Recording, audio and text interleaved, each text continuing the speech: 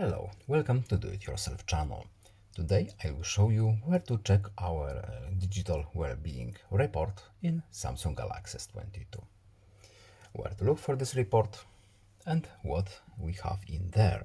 So we need to go to settings, then we are looking for our digital well-being and parental controls here, and at the top near the looking glass we have our weekly report.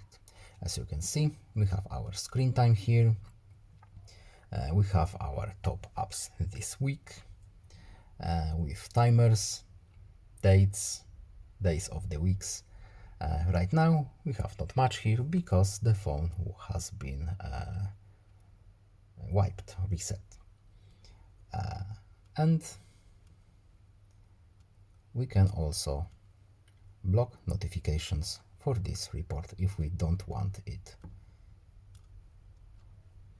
That's it. I hope this video was helpful to you. Please leave a like and subscribe. Have a nice day and see you in the next video. Goodbye.